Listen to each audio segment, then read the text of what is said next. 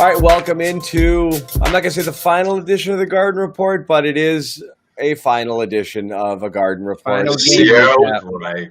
At least as it pertains to this team playing actual games, as the Celtics have fallen to the Miami Heat 125-113 in Game 6 of the Eastern Conference Finals. The Heat win the series 4-2. They're heading off to play LeBron James and the Lakers in the finals. Josue, Pavon, Bobby Manning, Jimmy Toscano, and this segment is presented by CarShield. Call 800-CAR-6000, mention the code BEAT. Visit carshield.com, use the code BEAT for 10%. And guys, let's get into the game. A lot of what we're going to talk about is going to come down to the fourth quarter. This was a game the Heat played extremely well. They shot the ball really well. They built up a lead. The Celtics came back, took a 6-point lead in the fourth quarter, and then absolute shutdown mode, and the Heat just ran away with it. And this isn't the first time this has happened to the Celtics, but I'd say Sunday night, this was probably the most shocking of all, to watch the game go from competitive to over just like that.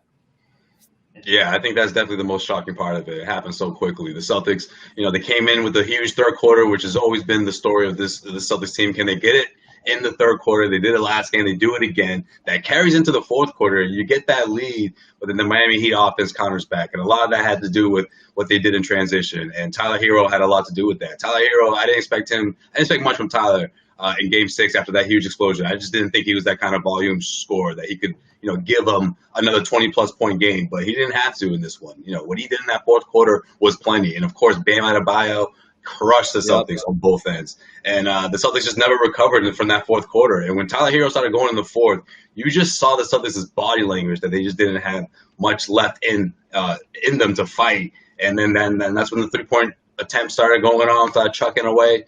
And the Celtics just really saw this thing go away because they just couldn't stop the Heat. The Heat just outplayed them offensively. And on defense, the Celtics just couldn't stop the bleeding in that fourth quarter. Yep. Midway through the fourth, that was the critical period because Bam Adebayo, you feel good about Tice having 4 fouls midway through the fourth, and then he tags 5th, 6th, in that devastating run where he scores the and one. Yeah, and then gets him on the rebound attempt there. So then all of a sudden, the two defining flaws of the Celtics come into play here. Their inability to decide who their true backup center is. They leaned on Grant for a moment, and then they go to the best 5 lineup that wasn't the best 5 lineup all year because it only worked once all season. They didn't get time to practice together. We know all that, but the group was too small. They were too reliant on the 3. They didn't have enough core facilitators to loop all 5 of those together. And in a devastating run, they just fell further and further out of this game to where there was 2-3 minutes left. And a game that was 1-2 possessions was a blowout. And, that was the story of the season, that 5-man lineup and the depth at center behind Tice. They didn't have either of those groups together. And Stevens was in an impossible spot in that moment, but it went so much worse than you would ever imagine. Yeah. Jimmy? Yeah.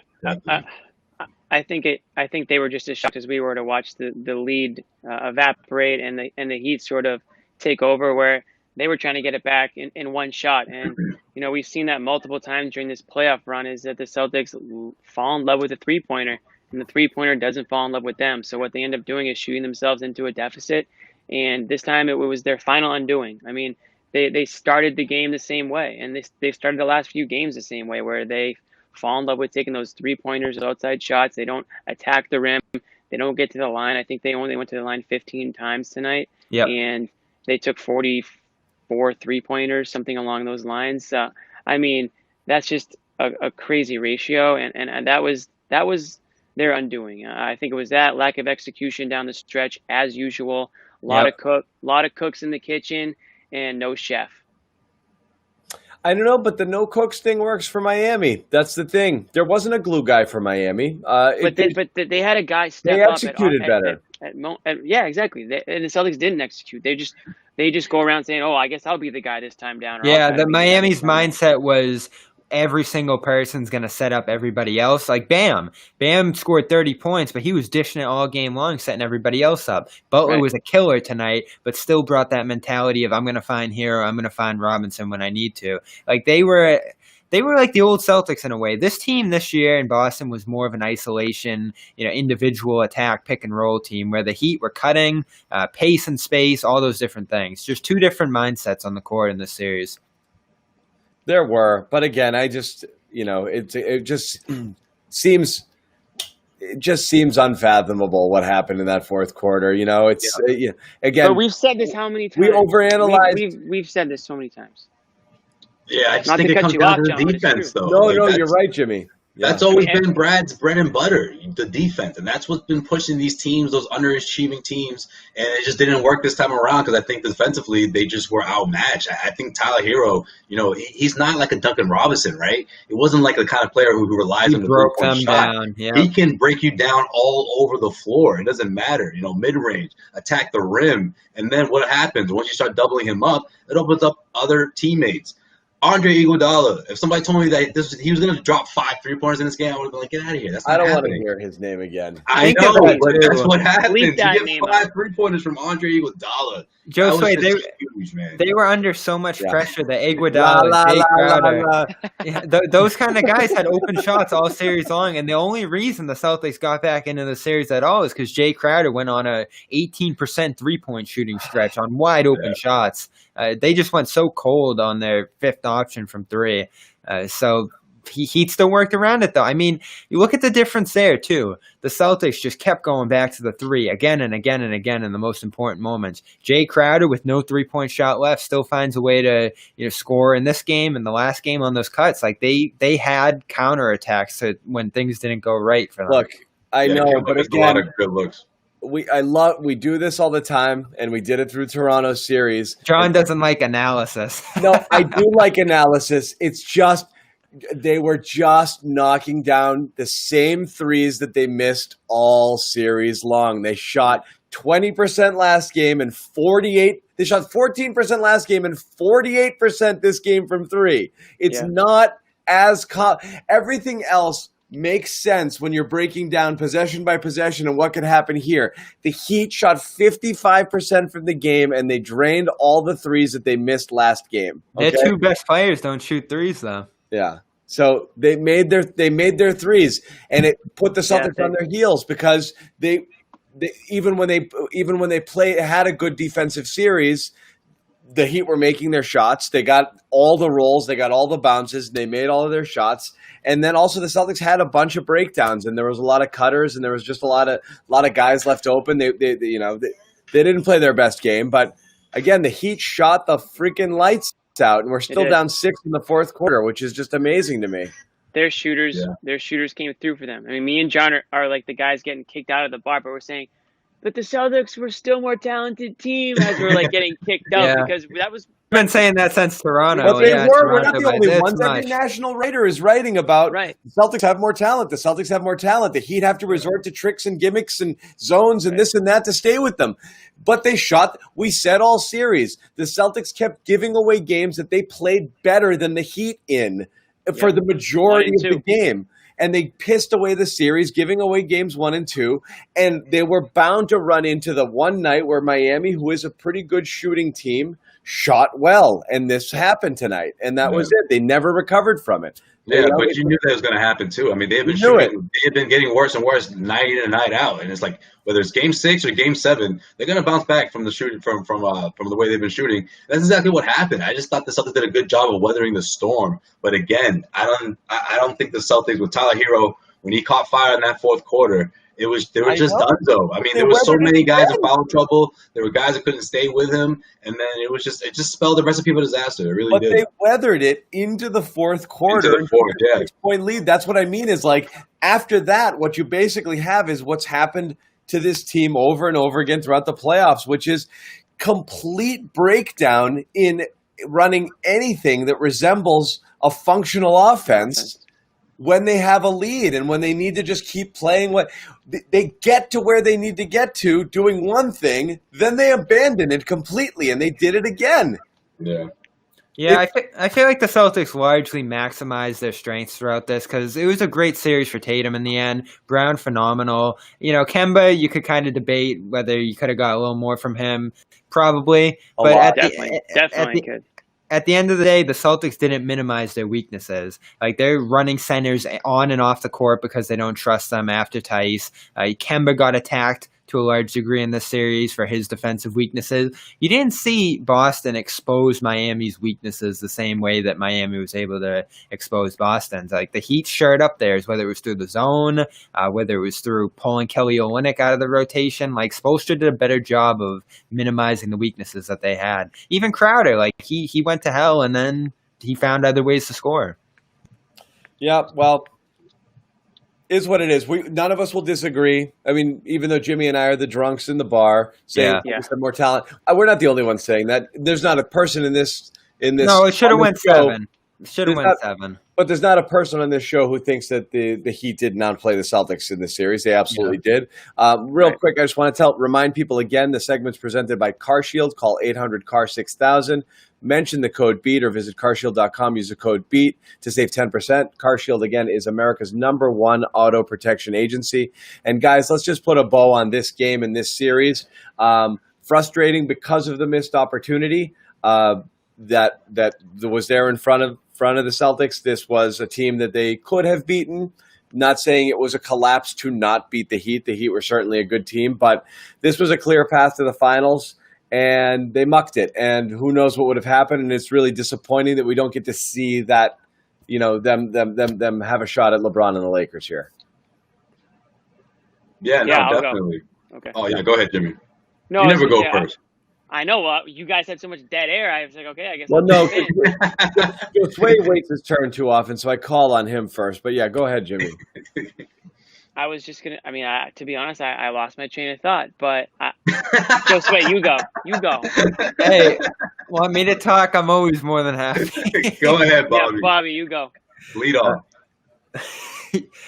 What was the question again? We're all so confused here. We're choking like the Celtics in the fourth quarter. Yeah, missed opportunity.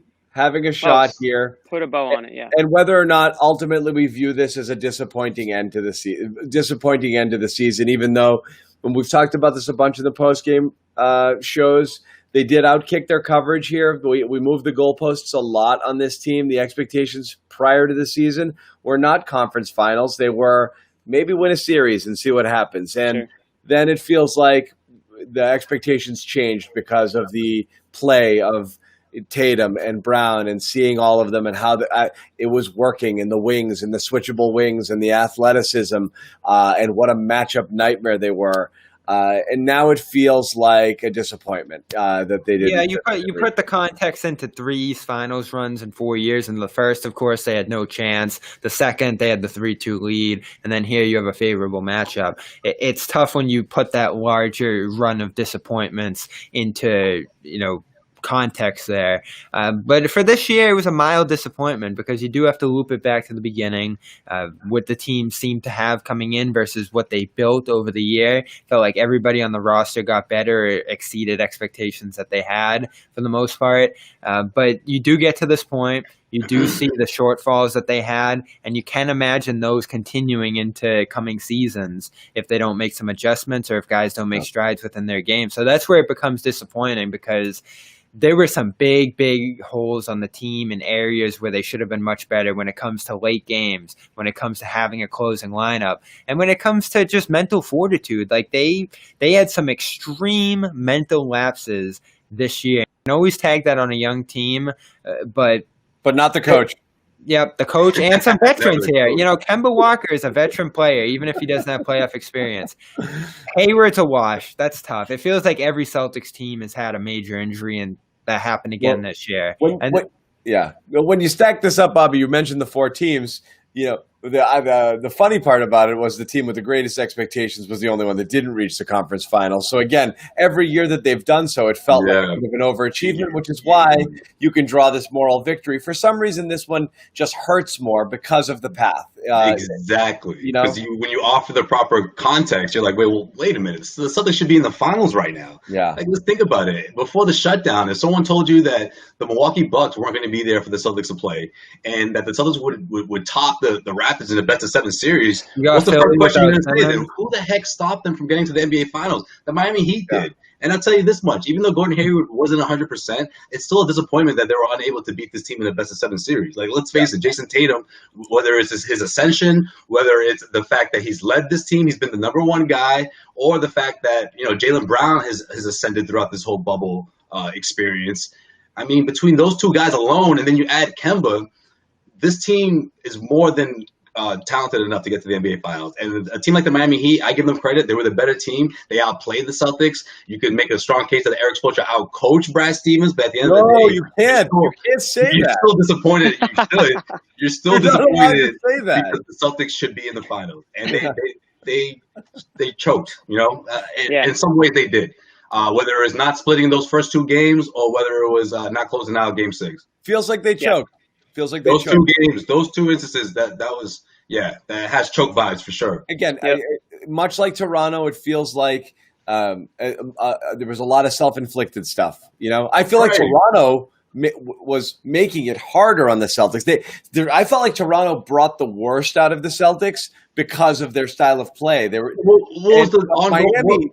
What do we keep saying throughout the last couple of games of that series against the Raptors, though, right? If the Celtics pass this team, this is as tough as it's going to get, right? And it felt it. That felt like a tougher series. Right. I just felt like they just kept mucking it here. I don't know. What amazes me about Miami is that they went from being a 5 seed to a team that could, take some games off, last 2 games, they were just kind of flowing through that. Yeah, but it's because so amazing. They didn't play great. They play zone. Big deal, oh my goodness gracious. I think, we're going to see what happens in the finals, but I think you feel this way, John, too. They're going to surprise people again. And all of a sudden we're going to look at them and say, wow, we didn't give Miami enough credit for how good they were. Like, this team is a monster, especially at the top. And the way they play together is pretty impressive. Like, they started 6-0 in these playoffs, or 7-0, going through Indiana and Milwaukee, 2 of the tougher teams in the East. Then they blow through Boston, who, if you look at it from their side, is like, that's a tough matchup for us. Like, they just stormed through the East in a way that no one could have imagined. Yeah. Yeah, I'll be quick, but I mean, I think in the series, very disappointed. This was a series the Celtics could have won, and I think should have won. Those first 2 games, execution down the stretch doomed them. You go down 0-2, it's so hard to come back, especially against a tough as nails Heat team that just played together as a team. Celtics didn't. I think in the grand scheme, you're excited about where this team got to this year, and you're excited about where they can get to. They're all coming back. They're young. They're getting more experienced. I think there's some growing pains that we're seeing, and a little bit of an identity crisis down the stretch that hopefully they can work out. I think either one of these teams loses to the Lakers. I think LeBron's a man on a mission, and he's gonna, win a title here. It might be the case, but Jimmy sounds so sad. I hear you, because it's probably what's gonna happen, man. LeBron's gonna win another one.